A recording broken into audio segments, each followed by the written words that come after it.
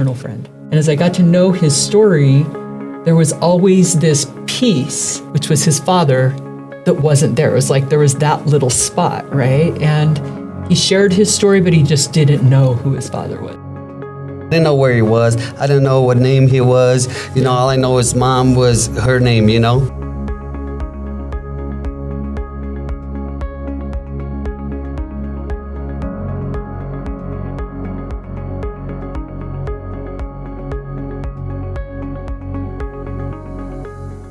Welcome to the Living Louder podcast. My name is Portia Louder, and I have an amazing opportunity today to share a story. It's a story that I've been a part of, and my heart was super touched when I found out that this amazing gentleman was willing to come on the podcast. So you're going to meet a guy. He's kind of thin line OG. He is an entertainer from Los Angeles.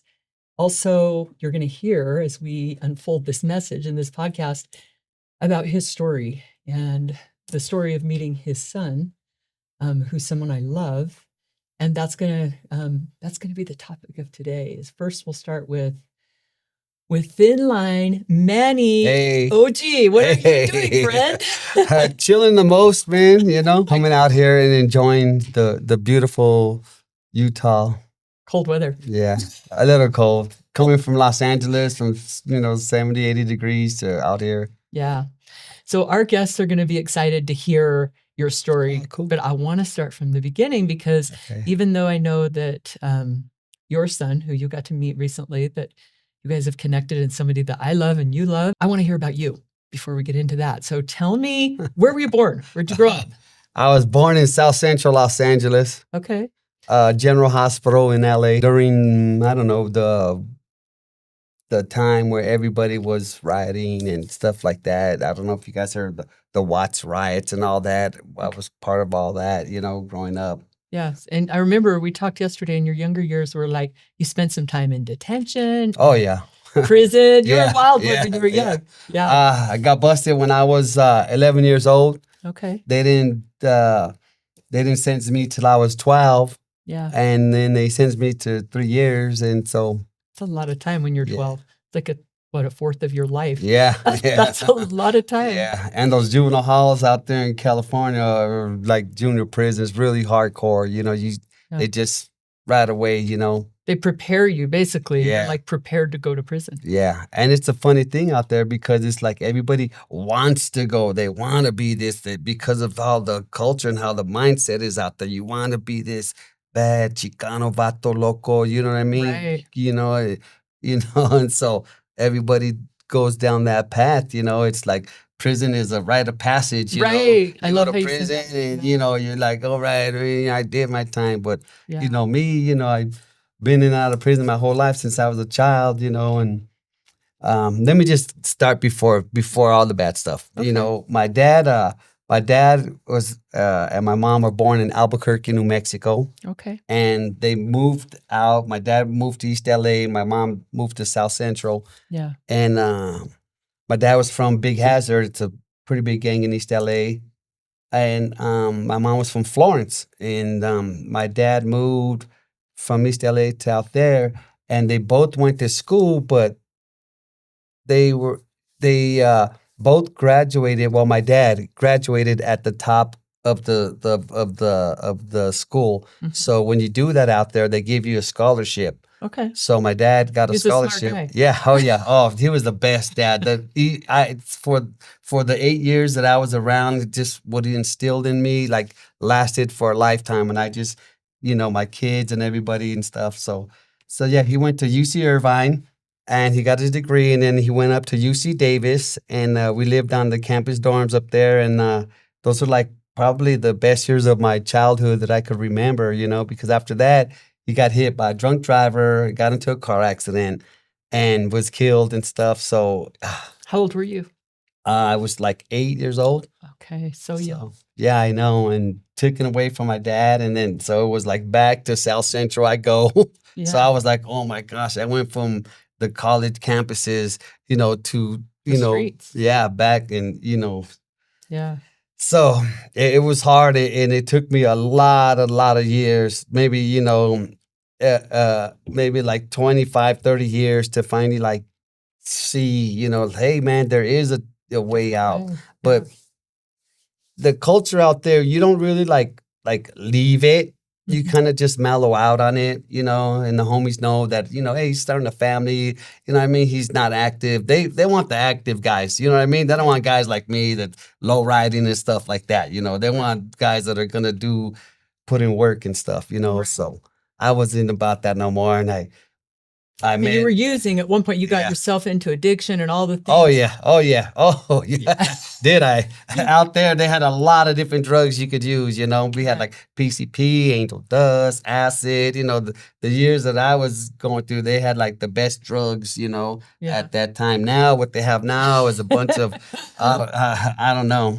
But you got yourself into a fair amount of trouble and you ended up in prison. Yeah. Oh yeah. Ended up in prison. What was it for you when you finally got to that place where you're like, I'm not about this. I'm done. Right. That happened in 1999. I had gotten out in 98. I went back in for a violation, and my daughter, she was, already growing up with me in there. And the mom was cheating on me. Mhm. Can I like really put it on? You can say whatever. Yeah, so she was out there, man, and when I was busted, and so it like just hurt me, man. And I remember being in my cell. I remember and I got on my bunk and I got on my hands and knees and I just started praying and praying and praying and asking our Heavenly Father, to please help me, man, and give me, one last chance, and it was like it was like a moment that I was like, you know what, this is it. This done. I was smoking cigarettes, all that stuff, Uh-huh. and then so when he did that, and when I got out, when I told everybody, hey man, I'm done, you guys, I'm out of it. Oh, everybody says that, you'll be back. Come on, you were raised in the system, you know what I mean? You Right. just this is your home, we'll see you again. I'm like, nah, man, this is it, homies. I said goodbye to all the higher ups, the senors and stuff like that, and all the people, I still know them. I'm cool with them, I'm a member in good standings, Yeah. So, but it was like it changed, when I got out, and then I actually got paroled out of Las Vegas because I had got busted for rioting in LA in '92. Mhm. So they sentenced me to 10 years, and so I did what was it, like 4, like 5, like that on it, Yeah. and then I had warrants in Vegas, so I was like, "Hey, I'm getting out," and I was like, Oh, "Hey, they Las Vegas is coming for you." Oh, I was like, no. "What?" That's the worst. Yeah, but when I went there, it was like almost like a summer camp because compared to the California prisons, man, They're rough. gosh, and I was at that point where doing time wasn't fun anymore. Yeah. Before it was fun to do a couple years and be like, "Yeah, man, handball," and and me, I've always been this type of guy that made everything exciting. Like we could be right here and I could start playing a little game with you. You know what I mean? And doing I've stuff heard like that that. about you. So a lot of homies didn't like it because I was, just doing having fun. practical jokes on them and stuff like that. And but yeah, so when I got out, it was like I was like done, and I told them all, and they didn't believe me. And now, it's been 26, 27 years now. I met my beautiful wife who grew up in the same neighborhood over there in Florence, in Huntington Park. Yeah. I married the cheerleading captain of Huntington Park High School. And I got to meet her, and she's fantastic. She is your other half. You can Yes. sense that. Yes. She's just, you guys are soulmates. Oh yeah. And so that's been also a really grounding force for you, I Right. can tell. And then music, my mom was a singer, so she always sang her whole life and always had bands and all this stuff. So that's where she was like my muse, Yeah. So that's where I was like, hey, she used to bring me up on stage, and so I had it in me, so back when the music started and rap, especially when rap came out, Run DMC and Houdini and LL Cool J and the Fat Boys and all these cats, they were, coming out and, and then Eric B and Rakim came out, so I was like, dude, I got this, man. Kid Frost is my friend, you know what I mean? We kick it with, all the time. Yeah. And so, that kind of took me out of it. So the last time I got out, which was 99, and that was it. That was it. I just left everything behind, and I just said, you know what, no more. Because I was like on drugs really hard, Yeah. I was smoking crack and, smoking PCP, anything that I could get my hands on, Yeah. Heroin. Oh my gosh, I have a big old track mark. Look at this. Wow. See that? Wow. And that's from when you were done, you were done. Yeah. And I was like, God, Heavenly Father, Yahweh, man, come on, help me, Yeah. As I listen to your story, and I want to share, and I don't know how to do this. Like I'm listening to you, and I know your son, and I Right. love him, and I'm Right. thinking about his story Right. and how strong he's been. Like when he was in prison, Right. he right. like said, "I'm done." Like I don't know anyone that stood up to a gang like Right. Manny, Like he like did. little Manny Right. did, right? And then I'm hearing about you being on stage and your musical talent from your mother, and I'm seeing this your son, like all this came through Right. you to Right. him. You're right. And so I want to share how this all connects. Manny Lopez, I met about 3-4 years ago. I saw him on a podcast. I've had him on the podcast, and I knew when I saw him that he was my eternal friend. And as I got to know his story, there was always this piece, which was his father, that wasn't there. It was like there was that little spot, right? And he shared his story, but he just didn't know who his father was. Right. Yeah. And recently, and I know that you had put in some, your DNA through Ancestry. Right. Right. Yes. So Manny did Looking the kid. for him. Yeah. I knew I had a son out there. I knew I had, You were very but- young, Yeah. Yeah. I was still in high school. So I was like, what? So I was like, kind of taken away from the situation. man, so I was like, I got, man, no, You were I super young, and his mom was young. never did graduate because of this, you know what I mean? Yeah. But yeah. And what I know now, because I was a young single mom, and I know Manny's been through those things too, your son, there's like no judgment or shame for any of that, because we were kids. We just were trying to survive ourselves. And then I wonder, like last night after spending the day with you and your sweet wife and Manny, I was laying there thinking how beautiful it is that you're meeting at this time. Right. Like yes. at a time where all of you are strong in your own self. Yes. And you have more to give. Yeah. And I told him this before. I said, you know what? I think it's good that we met now, because I have kids, other kids, and I went to court and I got the kids from their moms. Uh-huh. I'm like, nah, we're gonna.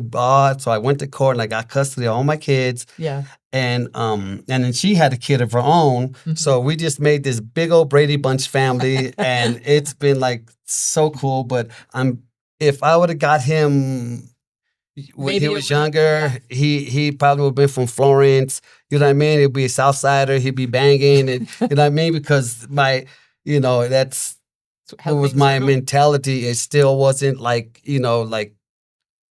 clear. I was still like under the influence of the Chicanos. Your environment. Yeah, my environment. Yeah, there you go. Yeah. And I know the same for Manny. Like I'm thinking, because I know his story, like if he would have, been 20 or 30 years old and really still in the brokenness and the trauma and the gang and all the things, it wouldn't have been the same. Yeah, we probably would have used drugs together and stuff. Right. I know I would have smoked weed with them for sure. Right. And how beautiful is it now that that's just not on the table for either of you. You both found recovery, and then you found each other. And here's the funny thing, because I don't know if you ever seen the movie Twins. Yeah. With Arnold Schwarzenegger, Danny DeVito. So it's like we're the same and stuff, but it's like he does the same stuff as I do, and I was like, oh my gosh, how does he do this like me? And that is so strange how he could just have, my traits already in him, Yeah. Oh, yeah. And so that it's like so cool, and I just love him to death, and I'll do anything for him. And it's since I met him, it's just well, first I was like, wait, what? Who? Yeah. But I had did a DNA test knowing that he was out there, Yeah. and I did this back in like 2004. Something like that, a long time ago, hoping that, if I had a kid out there or kids, because, being a rapper and on tour and everything, there's a lot of groupies. Some trouble. Yeah, yeah. I had a lot of women in my life, and I was hoping, maybe one day this is the way, because I didn't know, I How do you know, find I people? know that he had a last name was Lopez, because his mom, but I didn't know his first name. And, my name's Manuel, and it's funny how his mom named him Manuel. Yeah. But I think she named him after an uncle, but it worked out cool because it's like my junior now, Yeah, absolutely. Yeah. And so I went from having my oldest son to being now my second oldest son, and now he's my oldest son. So it's like really cool. So he's like the firstborn of the firstborn of the firstborn, the firstborn. It's been very, very tragic. My life. I've been shot multiple times. I've been stabbed. I did, did some things you weren't proud of. Yeah, and I'm glad that I never got caught for it, because I wouldn't be here right now talking to y'all people. So I love the life that you've created. I love that, like watching you with Manny's kids and you and your wife. My gosh. Just where you're at. Serenity, Soraya, my gosh. I just hold her and I just smell her, the little baby, and and then I interact with them, and they're just so joyful. The kids, they're just, they already have it in them. They're beautiful. Yeah. What would you say to somebody who's struggling that, maybe hasn't made it out of that life yet? Like being on the other side of that and watching this stuff unfold in your life, relationships with kids and grandkids and a good marriage. It's like when you were in the thick of it, and probably you have a life now you couldn't even dream of then. Right. Yeah. What would you say to someone that's still stuck? Because I have people, their kids are stuck or they're stuck. Like, is there hope for everybody? Yeah, there is. Everybody could get out of the situation. It's just sometimes you just gotta like really hit rock bottom, and find yourself in a prison cell. The light turns on. You know what I mean? Or look at your kids and you're like, so bad, and your kids, and so one is having kids kind of changes a lot of people, that you want to be part of their life now. You don't want to be part of the gang life. You don't want to be part of the street life and stuff. Yeah. So. And sometimes it takes time. I know for me, looking at my kids, the love of my children drove me, but I still had some rough years just fighting my way out of that. Yeah. And now Manny and I run a company that helps people that are leaving prison. That a lot of them have kids, and the deepest pain any of us have is that we've hurt our kids. Right. But it's also I think there's a lot of drive to fight to become a better version of ourselves. Yeah. Yep. And we all have it in us. We just got to find it and pull it out, Right. And this is one of the things that happened to me right here that really like helped me get off of drugs. I remember I was all sprung. And it was like 4 a.m, and I'm like walking home and with no money, no nothing. And it was Christmas time, and I'm like thinking, what the heck, man? How is somebody like me gonna ever get out of this? And then I look and I see like this broken down houses and stuff. And I see one little house that had like a little stream of Christmas lights. You know what I mean?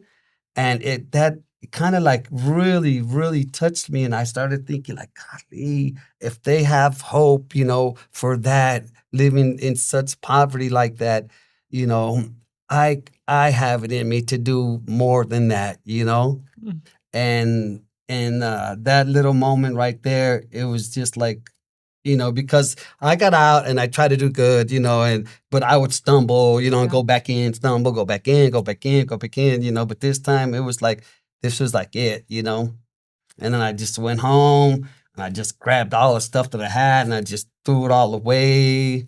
Well, I actually gave it to my homie. I was like, "Hey, go homeboy, I'm done with this. You have it, man." And and then that was it. But it was like that little stream of Christmas lights, man. It kind of like did something to my psyche, man. That I was like, oh, you know what? There is hope, and I think our Heavenly Father put that there just to give me that little spark, of Christmas and wanting to just leave it completely. Yeah. Yeah. And I'm still no angel, okay? I still have an occasional beer, I am still, but Oh, thanks for sharing. yeah, That's but so cool. you know, Because we all have those moments, those God yeah, moments where He touches our soul, and it's something simple, whether it's that stream of Christmas lights, or if it's, you wake up like this morning and I watched the sun come up and I thought, oh, don't ever let me forget. right, Don't let me right, forget yeah, how grand you are. And, right, because I yes, remember sitting in prison, and that was the thing I lived for, was just to see the sun come up, because there was no color, there was no, right, and so that moment that touches your soul gives, and we all get those. And that's, and we never know how many of those we have to get before it hits us. exactly. Yeah, And you you're never right know, there. You're right. Yep. but each one matters. Yes. And then finally it just clicks. Yeah, it kind of adds on. I want to do good. I want to do good. I want to do good. And then you finally get to the top where you are doing good. Yeah, I love that. And so music was my way out. I've been rapping and doing music like with my mom since I was a kid. Yeah. And then I started getting into the music, making beats. I bought me some turntables. I was cutting and scratching and DJing and just like doing the whole LA underground scene hardcore, and that was like really got me out of like the gang, stuff, and put me on like this new, road, to get funky and put some flows down, and shine, That's right. and and so I started rapping, started putting on shows. I started managing money and getting oldies. I work with oldie but goodie artists That's all right. the time. That's That's me. I manage the oldie but goodie artist Brenton Wood. That's right. Sings Oogum Boogum, give him some kind of sign, catch you on the rebound. Me and you, baby, you got it. Great big bundle of love. I mean, and I hosted the Greek 4 or 5 times. I hosted the Greek Theater in Hollywood, and so it's one of them. I was in Brenton Wood's yellow zoot suit that he That's had right. on, that the family gave me when he passed away. Wow. Because I was his manager, personal assistant, tour manager, Best friend. operate, management of operations and stuff. So like everything. And that was another story in itself because I was always around him and I grew up with his music and stuff. He's Right. like the Kind of a legend. yeah. And so so that like helped me boost me up, saying, hey, okay, rapping is cool, but now, you could go above that now, where you don't gotta rap no more. You could still rap and have fun and do your thing, but now, you could like start making some real money right here. Yeah. So, and I told him, I said, Brenton, man, you got some things wrong, but, so I said, I got in kind of sneakily. I got in and said, hey, Brenton, let me be your photographer. I'll follow you all over the place, man. I'll take pictures and everything. Sounds like your son. So, yeah. Always so thinking. yeah, so I got in like that, and then I just started like picking them up. I always had the fly rides. I always had low riders and stuff. Yeah. I still have a '62 Impala, a '49 Fleet Line with the bags, front and back, and ass dropping, and You're all cute. You're so cute. I'm sorry, you guys. I didn't mean to say that. Yes, I did. Oh my heck. But yeah, so I've always been part of the lowrider culture. It's California is such a big car culture place, Right. And it's like the end or the beginning of Route 66 right there. So, you have all that. And then, throw in all the fame and the actors and the celebrities and all that. So everybody, thrives to get up there, Yeah. but Yeah. There was a time where I was just like DJing and rapping and DJing. And I was like, man, how long am I gonna do this for, man? You know, I'm gonna, you know. Yeah. So I latched on, you know, in Brentwood. He just took to me, man. He seen it in me. He seen that I was a good guy. He seen that, you know, I was honest, you know, because you got to be honest. The music business is like the drug business. Corrupt. You know what I mean? Yeah, Yeah. it's very, very corrupt. They'll, you know, they'll take you out, you know, by pin, you know, or just I like, know. you know, I was like, from oh, he's real on the estate. show. Oh, sorry, you can't be on the show. You know, and stuff like that. You know, so Yeah. yeah. I'm curious how it makes you feel when you say I was a good guy, I was honest. Because like that to me means more than all the money on the planet. Yeah. Just to know that Yeah. about yourself. Yeah. Like I know for me, And not stingy at all. Imagine this. I've always shared, right? Imagine giving your last hit of crack away. Nobody does that. Who gives their last hit of crack away? Huh? Hey, what a good guy you are. I'll go sprung, you know what I mean, and give it away, you know. But I mean that as a point, you know, to say, So you know, that my heart was always there that my dad put in me before he passed away.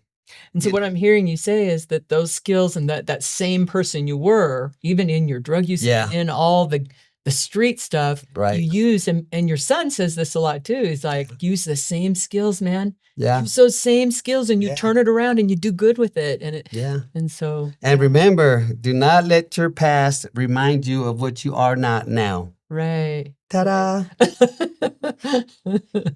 It is so cool to spend time with you and just hear your story, powerful story. And then a miracle happened. Okay, let's hear it. I met my wife, Isabel. We grew up. I grew up on 68. She's on 66. Mm-hmm. I went to Florence. She went to Lillian. During the years, we would bump into each other. I think in the 7th grade, I kissed her, and her brother's like, "Hey, homeboy, that's my little sister, man. You can't be on her. Hey, man, come on, man. What's up, man? You want to get down? What are we doing here?" And they said, "No, we're family," because my family grew up with her family, like really, really close. Yeah. Her brothers were like my best friends, you know, and her sisters, you know, we're all from the same barrio, you know, we're all from Florence. Yeah. You know, but she's not. You know, she not part of none of that. No. She was cheerleading, she was drill team, she was all of that. And so I was like, you know what? Babe, please I have a couple kids out there. But if you please, you know, you have one. If we could please, you know, try to make this a little Brady Bunch family, you know, I think this is gonna work out. You know, just give me a chance in this, because I didn't tell her I had kids, and her niece was like, he has kids, and I was like, oh my gosh, well, I barely started dating her now, man. Let me kind of, you know, let me have her fall in love with me and then drop it on her, you know. She didn't know she's going to get a whole passel of it. No. Probably more to love it. And she's so supportive, man. I love her. She's like, "Where are you at? Come over here, babe." And so that was one of the good things right there that happened, and you know, I'm really glad. And now we've like traveled the whole world. We've been to Europe, you know, up in Canada, United States, Mexico, everywhere. Yeah. So, you know. Yeah. Your wife is a pretty remarkable woman to grow up in all of that. You can tell she's very committed to living an integral life. Yep. She started working for Cedar Sinai. She was like 17, 18 years old. Very young. Very young. Yeah. And she's bilingual. Okay. So, you know, that's good right there. So that was one of the reasons I habla español, but not like her, you know? Yeah, that's right. So, man, bringing her in was like the best thing. And she didn't want to come for the first couple years, because I was managing Brandon for like 5 years already. Mm-hmm. And I would say, "Come on." She's like, no, I'm close to retire. Give me 3 more years. Give me 2 more years. You know what I mean? Yeah. So I was like, okay, all right. And then finally I got her and I said, "Hey, you know, instead of managing 20 doctors, I said, you only have one doctor. His name's Brenton Wood. You know what I mean? You only have one artist, that's all we got to do. But I guarantee you're going to make more money than you're making now. Yeah. So. You brought her on. Yeah, brought her on. It was the best thing I ever did. She just had secretarial skills, phone skills. She was like just doing all this. I feel like I'm listening to your son. It's the same thing. And it relieved me to be able to not have to do that part of the work, that was so time consuming, and let me focus on booking more shows and getting out there and getting deposits in and doing all this, and you're a team. Shows. Yeah. You guys are a team. Yeah, so it worked out really, and we still are a team. That's right. Because now that Brentwood passed away, the promoters and stuff, they said, hey man, we know how honest and hardworking and how good you took care of him. We want you on our team. So they got us and they just put us right in the middle of this big old production company, So cool. Yeah, so I do the shows. I have one coming up, Stevens Steakhouse, City of Commerce, Valentine's Day, if you guys are out that way. Stylistics, the Delphonics, whoop, whoop, whoop, whoop, whoop. And me emceeing it, giving it to you because you guys deserve it. Se lo estamos porque se lo merecen. And if you're not truchas, you're going to have a really good time. Oh, yeah. Oh, I'm also filming a movie. And when I was in LA back in the early 2000s, I hooked up with Time Warner. They had this public access program thing going. Yeah. And I started a television show where I would bring music on. Yeah. And, even that's a funny story because we're there, in Hollywood in this meeting and there's about 30 people. And they're all pitching this, hey, I'm going to bring religion and, talk about God. And, that's good. Yeah. And then I want to bring a cooking show, and I'm bringing a sewing class. And you know what I mean? I want to talk about fashion. Yeah. You know what I mean? So when they said, okay, everybody, thank you. We'll get in touch with you. So then everybody got up and I was with my cousin Arthur and they all got up and we're all walking. And I'm like, oh, man. I don't know, because I went there and I said, hey, I'm going to bring music to LA. I'm going to bring all the local artists here. Right. I'm going to put us all on there, oldies, new, rap, hip hop, everything. When we all got up and left, they were like, hey, Manny. Manny. Hey, Manny, hold up a second. And I was like, oh, okay. Hey, what's up? And they're like, hey, sit down. And they're like, hey, we're going to take your show. Oh, and I was like, what? And then I was like, let's do it, man. So, it's just, the more good you do, the more good that happens in your life. The more you do, the more the good that happens in your life. Absolutely. Because you're already on that set. Yeah, you're already on that set that I'm going to do good and I'm going to make it better. So you're on that quest to just, even make it even more than what it is. Yeah. So if we could do it a little bit, we're going to do it 3 times more. I always say that when we're camping. Hey, you think you got enough firewood? We need 3 times more than that, That's right. So. I can't even tell you what it's like listening to you because I know your son so well. So I'm just like, oh my heck. Right. I literally, the last podcast Manny and I did, there was a clip that said, I think it was called The More You Do, The More You Can Do. So, oh, okay. Yeah. It's really neat. Well, I want to bring your son in the house. Okay. And I want to talk to him and see kind of what it's been like for him.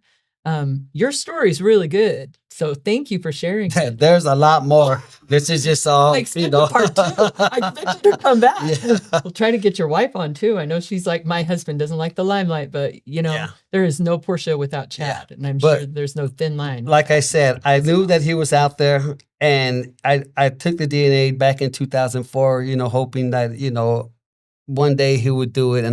Because I didn't know where he was. I didn't know what name he was. All I know is mom was her name, Mm-hmm.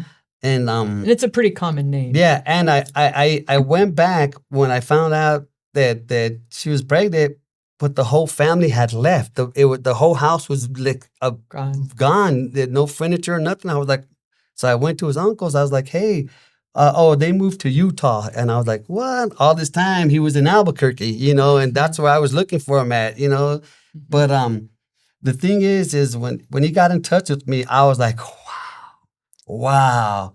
Thank you, Jesus, man. Thank you. Because I've been looking for this guy, and it's been like my heart, it's just been like so broken, Hold on. Doing this part, and just to have him in my life again, it's like, it's really good. And I was on the plane over here, and oh my gosh, Isabel's like, "You're gonna be okay." I'm like, "Rub me, babe, rub me." And she's on the plane rubbing me, and people were like, "What the heck?" And I was like, "Oh, you don't even know I'm coming to see my son." I didn't tell him much, but gosh, and then, seeing him. First time when I seen him, I was like, "Wow, he looks like me." I was like, I was like, "Thin line, you are the father." I was like, there's one of those Maury Povich, you know what I mean, things. And and I was like, wow. And so getting off the plane, it was like the buildup, the excitement, being on the plane. I was, so nervous. I almost ordered a drink, I was like, to calm my nerves. And so, and then at the airport, and then when I seen him, I was like, whoa. And I hugged up, man. And it was just, it's just life all came back. It all just came to me, and I could just see my dad up there looking down and saying, "Good job, son, good job," because my dad was like that kind of a father, like really, really good, Yeah.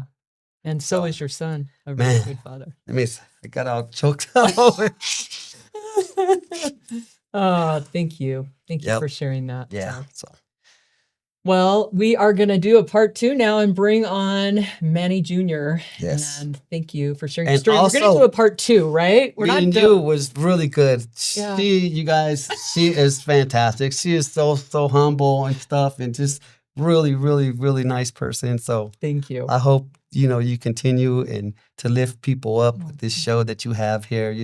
I appreciate that. I feel like really privileged just to be a part of all of this. Yep.